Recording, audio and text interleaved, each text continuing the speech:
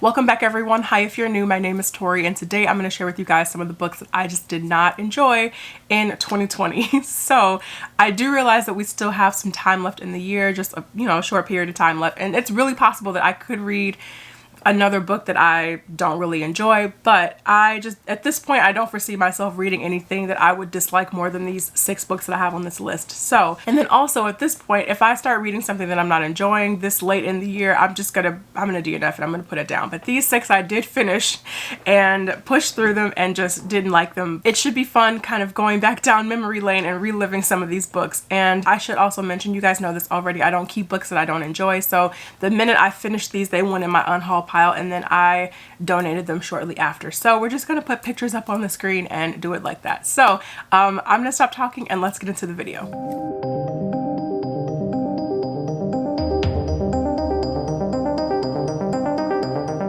So I also forgot to mention in the intro that this list is, these books are ranked. So the #1 book on this list is the one that I just, it's the one that I did not enjoy at all in 2020. It is my least favorite book of the year. So that is going to be the #1 spot. And then the second book is the second least favorite of the year, and so on and so forth. So let's start with #6, and that is Song of Blood and Stone by L.Penelope. And this is an adult fantasy romance novel, and we are following our main character, Jasminda. And she lives in this country that's separated from another one by this, like, magical mantle, and the story really starts though when we learn that the mantle is cracking and kind of breaking down, and we have our other main character. I really just forgot his name. I think his name is Jack. Potentially, if it's not, oh well. And so we have our other character, Jack, who crosses from the other country, crosses the mantle into Jasminda's land, and the two of them, they hit it off, fall in love, all that jazz. But Jasminda, she also has this ability of Earth Song, this magical power that she has, and she really throughout the book has to tap into that and learn how to control it, use it in order to, save her people and repair the mantle that's breaking down. And, in the process of all of that, we also are getting her relationship with this other character, Jack. I was just kind of disappointed with this book. I had not high expectations for it, but I was really excited to read it. So yeah, it was a little disappointing that I didn't actually just fall in love with this. I wasn't a fan of Jasminda and Jack's relationship. I thought it just happened way too quickly. It was more of like an instant love situation, and I just, oh gosh, I didn't find it was any development happening there. And Jasminda's Earth Song ability, I still had so many questions about that by the end of the story. Even just the world as a whole, I never really felt settled in the world. I still had so many questions about like everything happening in this world. There was also another character perspective in here that I wasn't a fan of at all. I thought her perspective added really nothing to the story. It was just kind of dry.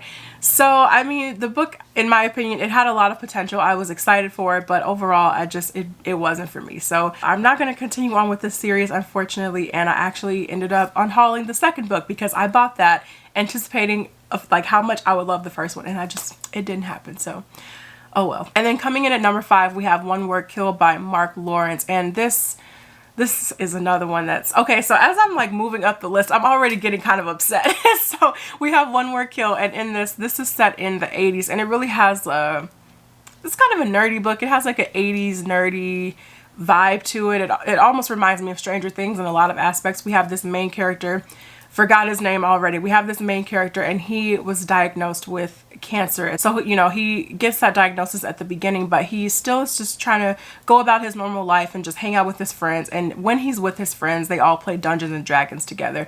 But everything changes one day when we have this girl come into the mix, Mia. It's funny that I remember her name and not the boys in the story. But we have our other main character, Mia. She enters the plot, and then something happens. The stranger comes from this mysterious place, and he warns our main character that Mia is in trouble. And from there, we just get we get a story. Some of the complaints I had about the story, I was not a fan of the dialogue. I do like distinctly remember just kind of cringing at a lot of the dialogue that was happening. The story, I think, was supposed to be marketed as adult, but it felt very young to me. And just some of the things these kids were saying, I was just like, oh my gosh, what who's supposed to be reading this book? What is the target audience? I'm not going to go into like any spoiler details about the actual story, but I thought as the plot started progressing, things just started to get a little messy, and I just wasn't a fan of a lot of things happening in the book. So that is number 5 on the list. Coming in at number 4, we have Legacy of Ash, and this is by Matthew Ward, and this is a tome. This is like, I remember this book is like almost 900, a little over 800 pages maybe. I don't think it's quite 900, but it's a pretty huge book, and I played it myself because I kept saying it's gonna get better, it's gonna get better. The story itself is really intriguing in Legacy of Ash, but the characters and just the movement of the story fell so flat for me. I think all of the characters just kind of felt the same.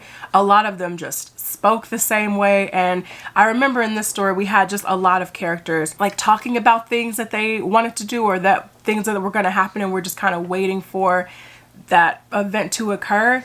And so it was a lot of talking, a lot of back and forth. There were a lot of political conversations happening in this book, which I actually love in fantasy. I love a great political fantasy, but there was just so much chatter in this book about what we should do and what we should look out for. And I mean, that thing doesn't occur until like 400 pages later. It's stuff like that I just thought really dragged the story down. And then on top of that, the characters I just thought were not really interesting at all. So that is kind of higher up on the list because of the fact that it is so massive. Just to find it uninteresting for like 800 pages, I think it merits being in the number 4 spot. Okay, we're getting down to the wire here. This is a book that I did not talk about because I read it around like May, June when I wasn't doing much uploading, and that is Normal People by Sally Rooney.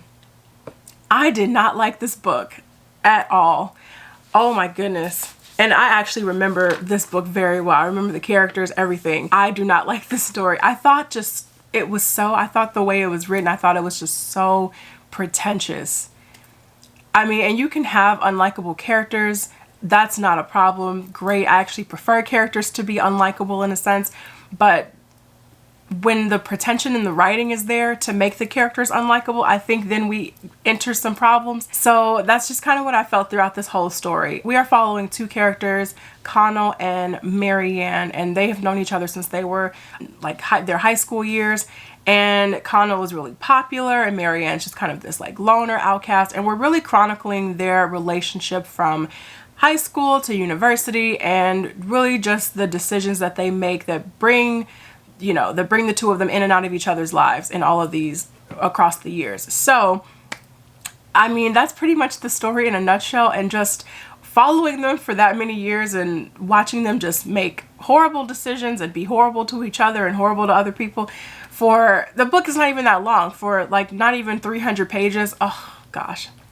So that was actually my first experience with Sally Rooney, and I think it might be my last because that Normal People did not do it for me. I really did not enjoy that book. Coming in at number 2, we have Outlander by Diana Gabaldon. To this day, when I think about it, I just get really, really sad. I don't even know if I'm upset anymore. I just get really sad that I wasted my time reading Outlander. Oh, goodness. And it's so sad, too, because I actually enjoy the show. I've seen the show. I actually enjoy, the scenery of the show. I actually like the actress who plays Claire Randall in the show. I think she's great. So if you want to experience Outlander, I think you should just watch the show. I don't even know where to start with Outlander. We're following this woman, Claire Randall, and she was a nurse during World War II. And the war just ended, and so she's just, trying to come back home, and her husband is back home, and they're really trying to just settle down and, find comfort and peace and happiness together and just really enjoy each other's company and just be happy together. But one day everything really changes for Claire when she ends up traveling back in time to 18th century Scotland, and it's there that she meets this man Jamie, and they really start their own relationship there against the backdrop of the war that's happening in Scotland during that time. So I don't know where to begin with this. I wasn't a fan. I remember thinking Claire's thought process throughout this whole book was just so strange. Some of the things that she was saying just made absolutely no sense. Like, she just magically goes back in time and she's just not fazed by anything. She's just like, oh, that's kind of strange, and just goes about her life. And I mean, it's just very odd. It was such an odd book, and the pacing was weird. I wasn't a fan of Book Jamie for some reason. He just was saying a lot of questionable things in the book, and I just was raising my eyebrows a lot. There was just some things Jamie was saying in that book that I was just like, why are you, no, who's writing this? I mean, I know who's writing this, but why are you writing this? Don't say that. So that's Outlander.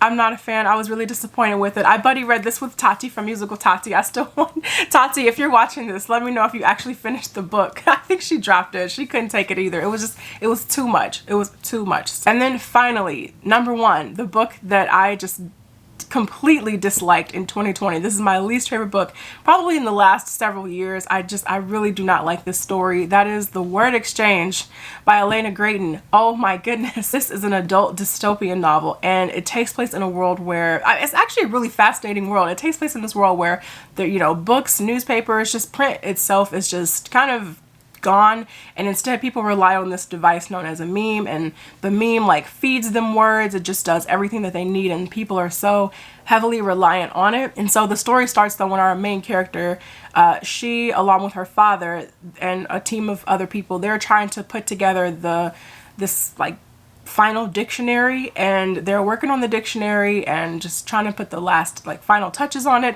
And then the main character's father he goes missing, and really the story goes from there. We're trying to figure out what happened to him. There's this plague that's going on as well that's making people just forget words, and it's kind of scary actually. And I mean, I think it's a great commentary on what's happening right now, and just kind of how technology is advancing so quickly right now. But I just think the way that the story was executed itself, oh my gosh, Elena Grayton is definitely a writer who likes to hear herself speak. This is a story that I thought was also a little bit pretentious, but it was just done in a bit of a different way. It was, I really did not get along with Elena Grayton's writing style at all. So I don't want to keep going on and on about this book. Just know that it wasn't for me. I didn't like it. It was my least favorite book of 2020. So there's that. So that is it for me, you guys. Thank you all so much for watching this video. Let me know down in the comments what were some of the books that you just did not enjoy this year, and I'll see you guys in the next video. Take care.